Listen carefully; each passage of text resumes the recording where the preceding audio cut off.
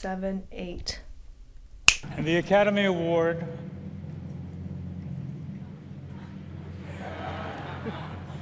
for Best Picture. La La Land. Moonlight, Best Picture. Oh my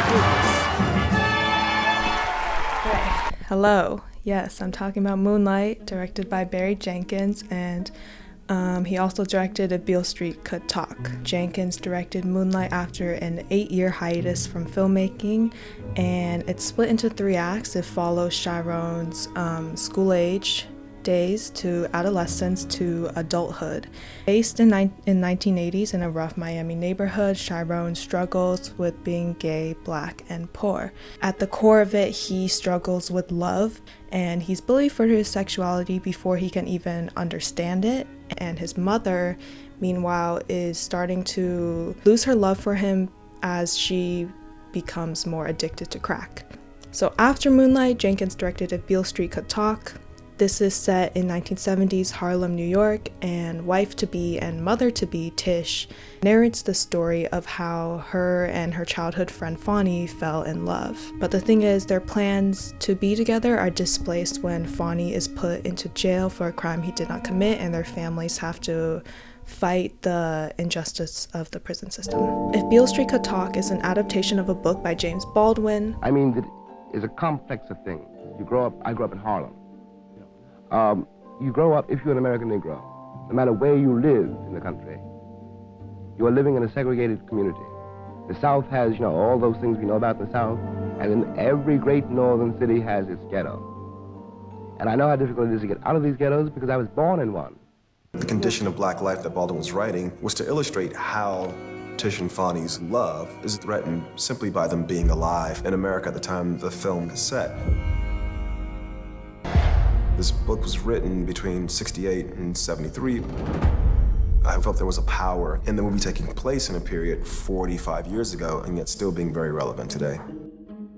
Moonlight's story comes from an unproduced play by Terrell McCraney, and what's interesting is even though Terrell and Barry, they didn't know each other growing up, they born and raised in the same city, even attended the same school, and they experienced a lot of the same struggles because both of their mothers were crack addicts growing up. Originally, this play was called In Moonlight, Black Boys Look Blue.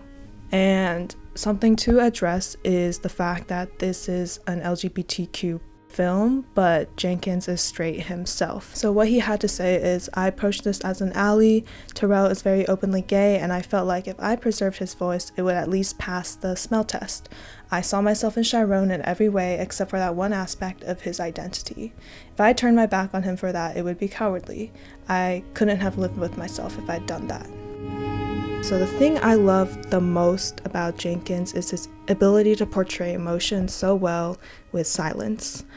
If there's one thing that's most notable about his distinct style and something that sums it up in like 5 seconds, it's this use of close-ups.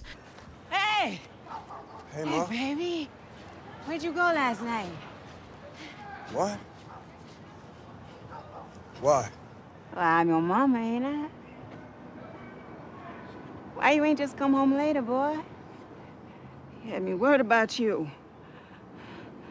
I guess you getting grown. I can't be keeping up with you all the time. Anyway, baby, how Teresa doing, huh? Now, I ain't even seen her since the funeral. Listen, Mama locked herself out the door, yeah? Can you come let her in?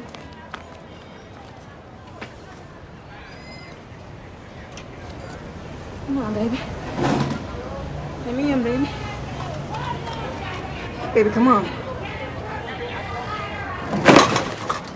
They have a shallow depth of field. Everything slows for a moment. This creates a surreal moment that really lets us feel the emotional dilemma that's going on within the character. Jenkins creates what can be described as a wordless monologue.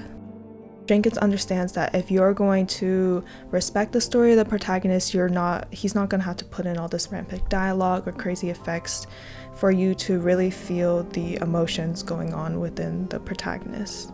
And when Jenkins first picked up a film class at Florida State, he was surrounded by really talented, privileged kids. And while everyone else had these same big name inspirations, Jenkins started doing his own thing and his own research, and he really fell in love with foreign art house cinema. And to be honest, the protagonists, they really don't speak that much. They are quite soft characters, shy even, and you still get to know them so well through the emotions and the silence, or rather the music.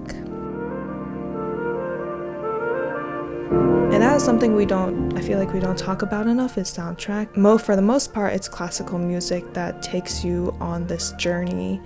Jenkins takes his protagonists out of this arena of realism, and he puts them in this moment of melody that is beautiful yet tragic.